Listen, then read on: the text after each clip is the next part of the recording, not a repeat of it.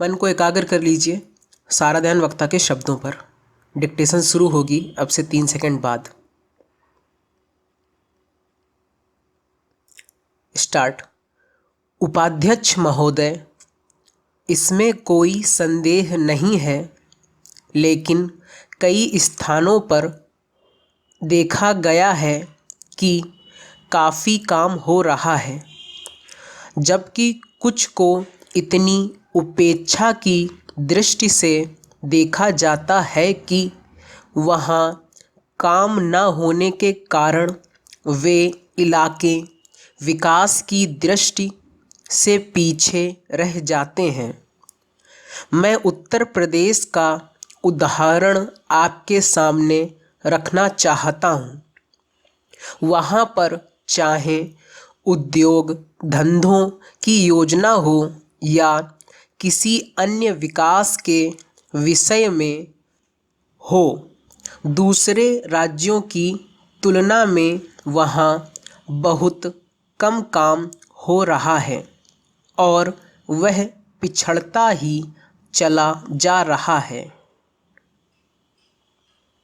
माननीय अध्यक्ष महोदय, इस विधेयक के संबंध में इस सदन के इधर के बैठने वाले लोगों ने और उधर के बैठने वाले लोगों ने बहुत सी बातें कही हैं।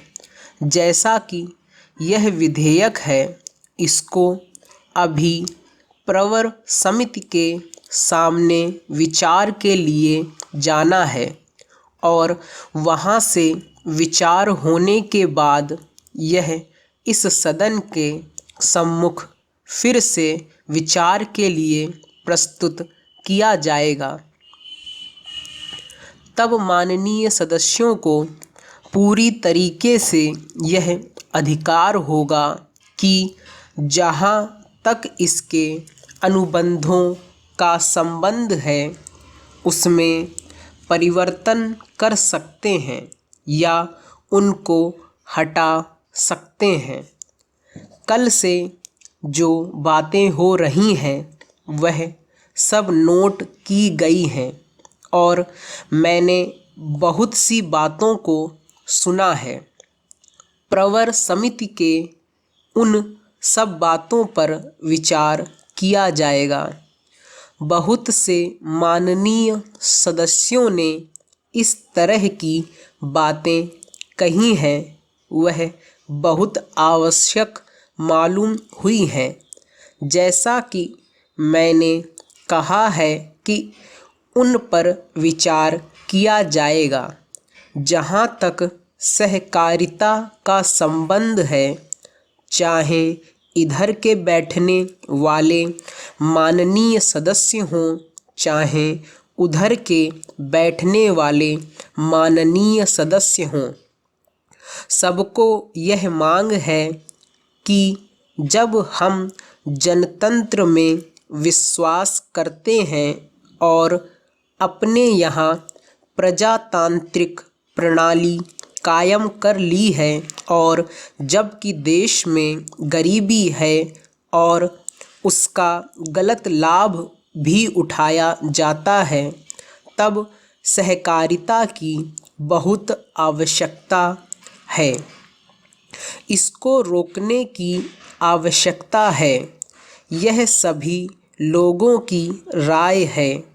जहाँ तक इस सहकारी विधेयक का संबंध है, बहुत से माननीय सदस्यों ने बहुत सी बातें इसके संबंध में कही हैं। मैं सब बातों का विवरण में तो उत्तर नहीं दे सकता हूँ, लेकिन मैं थोड़े में खास बातों का उत्तर देने की कोशिश करूँगा।